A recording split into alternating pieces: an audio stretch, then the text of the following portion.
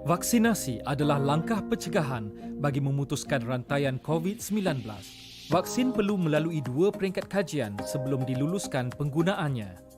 Pertama, kajian praklinikal vaksin di peringkat makmal merangkumi ujian sel kultur dan haiwan. Manakala peringkat kedua, kajian klinikal vaksin yang membabitkan manusia dan merangkumi 3 fasa. Fasa pertama, kajian membabitkan puluhan sukarelawan untuk mengetahui kesan tidak balas dan keselamatan vaksin peringkat awal. Kedua, kajian terhadap ratusan sukarelawan untuk mengetahui tahap keselamatan secara mendalam serta keperluan dos vaksin. Dan fasa ketiga, kajian melibatkan ribuan sukarelawan untuk mengetahui kesan sampingan yang jarang berlaku serta tahap keberkesanan vaksin. Bagi kelulusan vaksin, pihak berkuasa regulatory farmasi negara akan meneliti keputusan kajian klinikal sebelum vaksin diluluskan.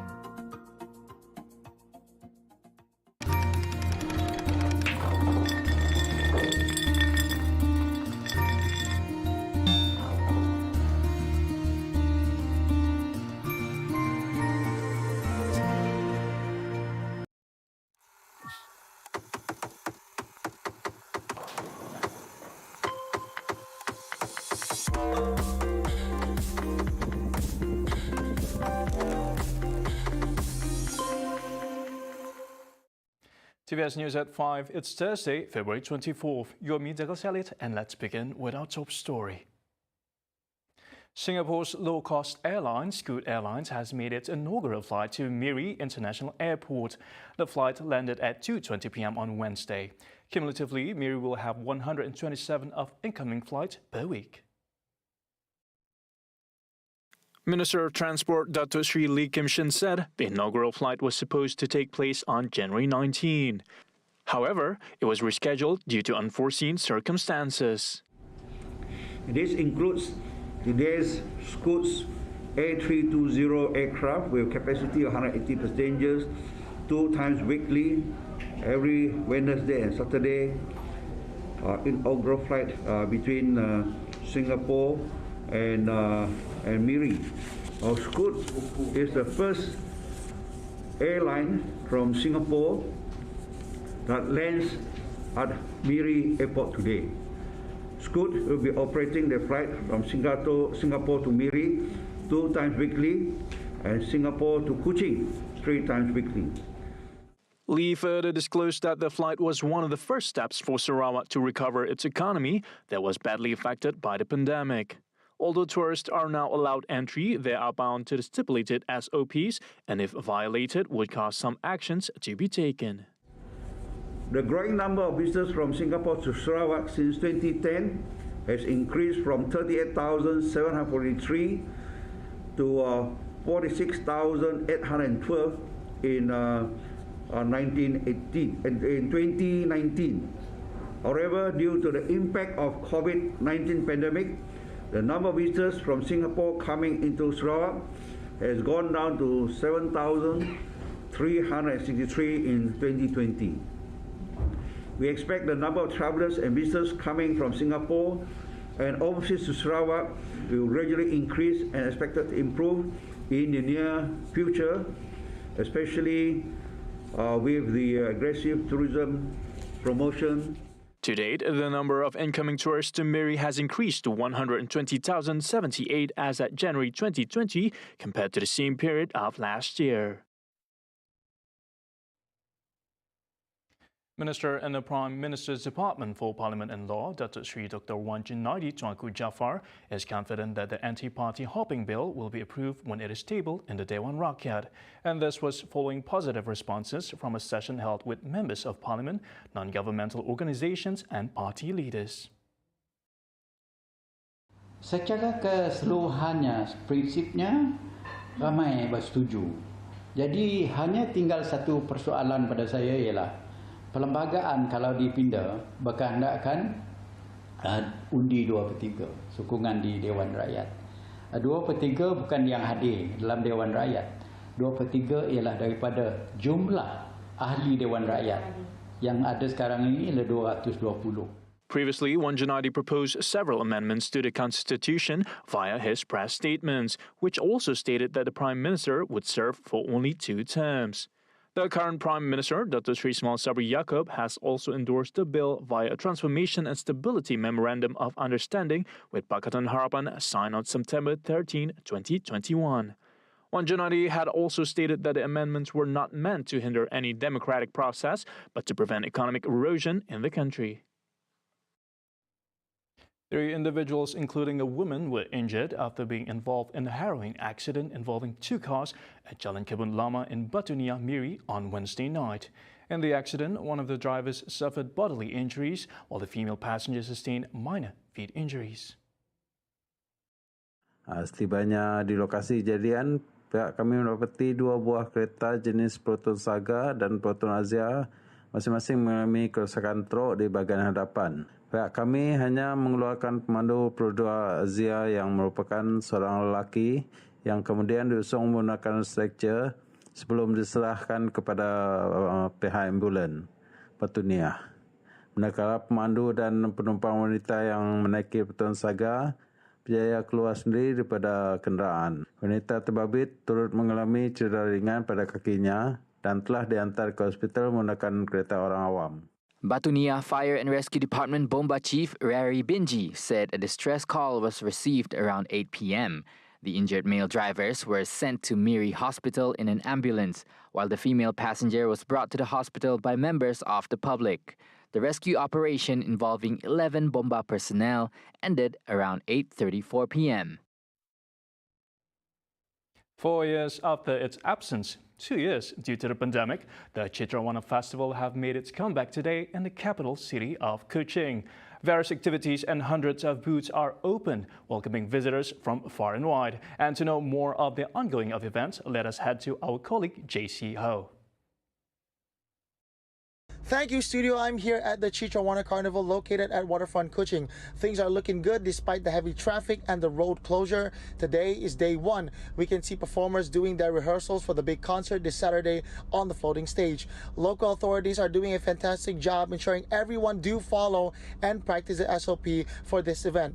Also, I would like to encourage everyone to come and visit some of the fantastic and amazing booths here today. We have Malaysia Convention and Exhibition Bureau. We have Aswara Malaysia, Perpustakaan Negara Malaysia, Tourism Selangor, Tourism Perak, Culinary Heritage and Art Society Malaysia. We have the People Accessible Network for Digital Empowerment Industry as well as here. Don't forget to visit the TVS booth where guys can stand a chance to win awesome vouchers and TVS goodies by playing games and answering questions with our amazing talent from TVS. And it's been a while for the people, so I'm sure this event is going to be a blast.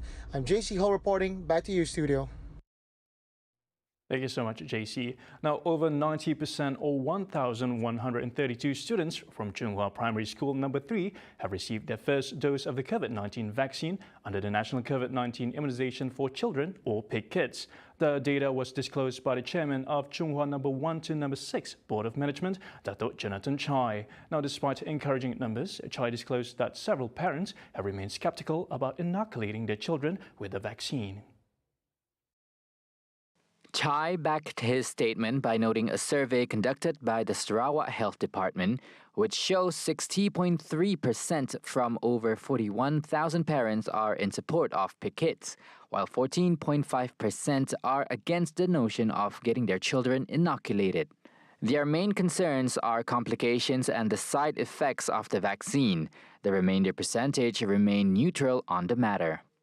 Even so, Chai said the school board will provide the necessary support to protect students despite being vaccinated or not when they are in the school compound. At the same time, he advised parents to not believe any fake news being spread regarding the vaccine on social media. The best solution is to consult medical advice from professionals to address their concerns.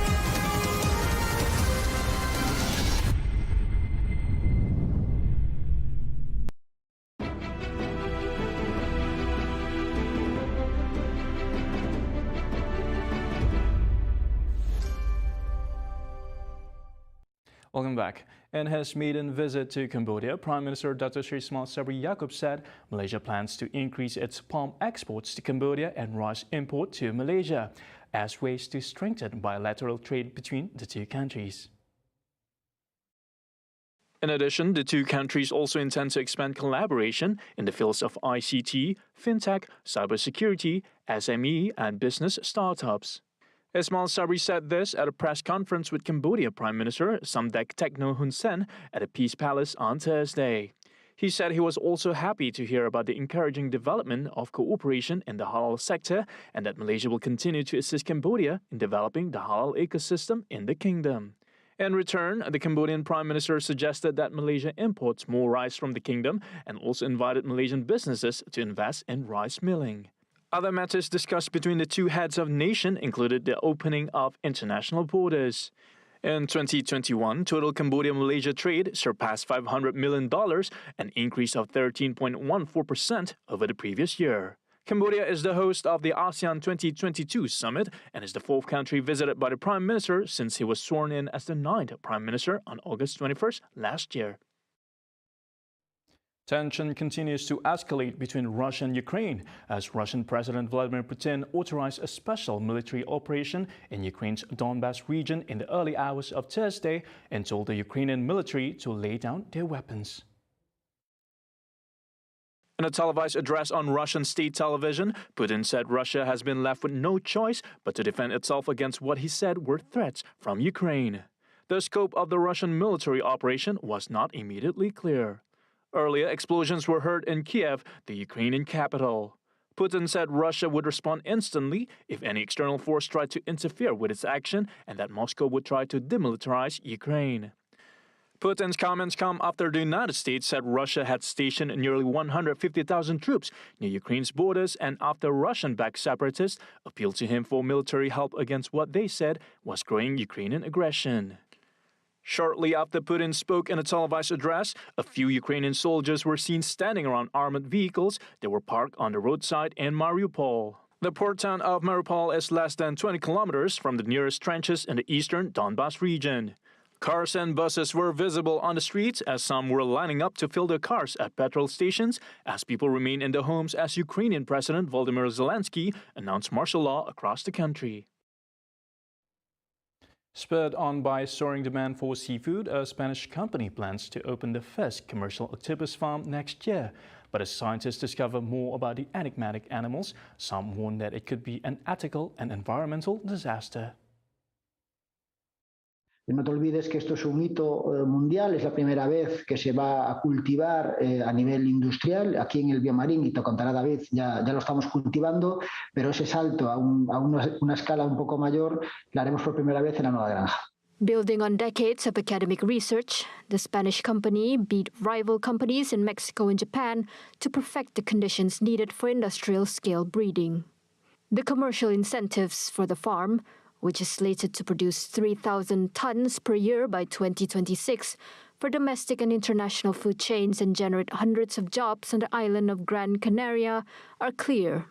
Between 2010 and 2019, the value of the global octopus trade ballooned to $2.72 billion from $1.3 billion, according to data from the UN Food and Agricultural Organization. However, previous efforts to farm octopus have struggled with high mortality, while attempts to breed wild-caught octopus ran into problems with aggression, cannibalism, and self-mutilation. Estamos consumiendo pulpo y si queremos seguir consumiendo pulpo hay que buscar vía alternativa a las pesquerías, porque las pesquerías ya tienen su límite, no dan más, la demanda sigue creciendo y entonces tenemos que conseguir vía alternativa. De momento la acuicultura es la única opción que se presenta. Ahora, es verdad que hay que intentar que sea sostenible y que asegure el bienestar animal. But not everyone is convinced. Last year, researchers at the London School of Economics concluded from a review of 300 scientific studies that octopus were sentient beings capable of experiencing distress and happiness, and that high welfare farming would be impossible. and that any farming would likely be too expensive to be profitable. Estoy en contra de que se utilice animales que son sintientes para cultivarlos para nuestro consumo como alimentación o para nuestro uso y manipulación como seres que nos creemos superiores a ellos. Despite increasing concern for animal rights, the ban is booming, led by Italy, Korea, Japan, and Spain, the world's biggest importer. And that's all the update for News at 5. For more news, head to our website TVSTVMY or follow us on our social media. I'm Douglas Khalid. Thank you. Until then.